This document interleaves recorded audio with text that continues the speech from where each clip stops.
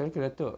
Ada satu pasangan suami isteri ni yang baru berkahwin dan usia perkahwinan mereka adalah baru 6 bulan. Jadi dalam masa 6 bulan tersebut, si isteri ni mengandung dan telah melahirkan anak pada usia perkahwinan mereka iaitu 6 bulan. Jadi adakah anak itu dikira sah taraf dari segi nasabnya? Dan seterusnya, adakah ada tempoh tertentu yang ditetapkan bagi mengesahkan nasab anak yang baru dilahirkan itu? Assalamualaikum warahmatullahi wabarakatuh. Alhamdulillah, soalan yang dikemukakan itu adalah soalan yang menjadi isu yang menjadi tanda tanya kepada masyarakat.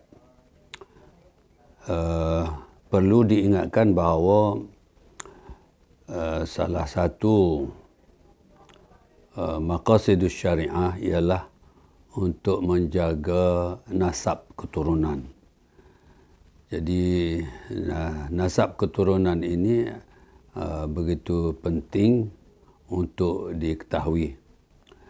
Soalan tadi, bagaimana seorang yang kahwin dalam tempoh 6 bulan pasangan ini telah dikurniakan anak.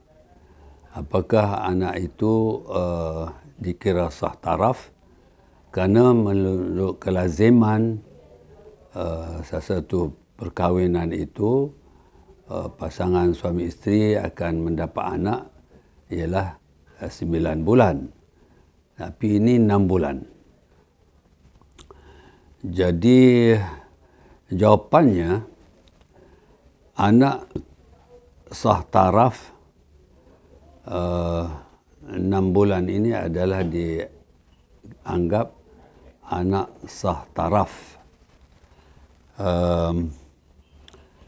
Kerana tempoh minima bagi satu-satu pasangan itu untuk mendapat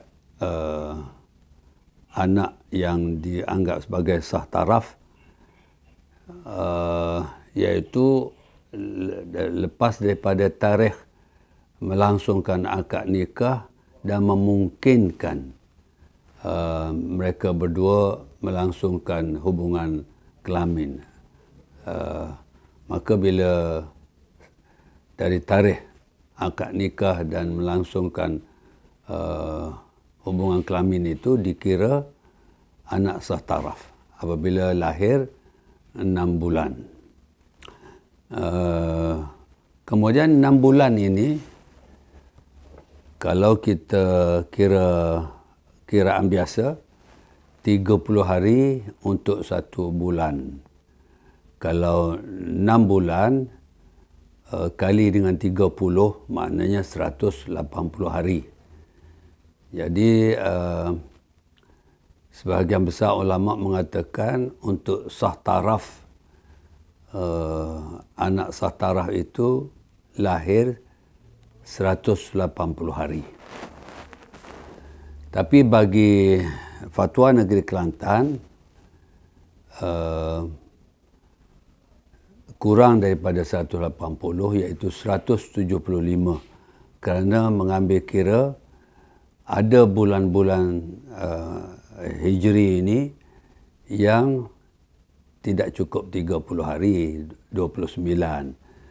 Jadi pandangan ulama mazhab Maliki 175 hari. Manakala mazhab lain 180 hari.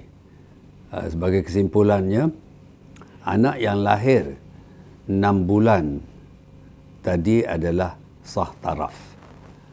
Tetapi sekiranya seorang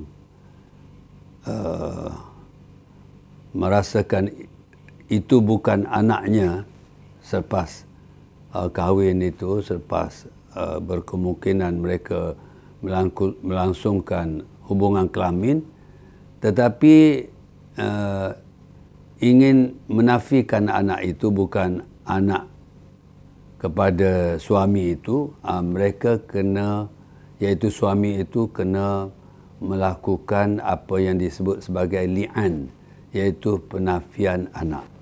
Kalau tidak ada penafian anak daripada pihak suami, maka anak itu adalah anak sah taraf. Terima kasih.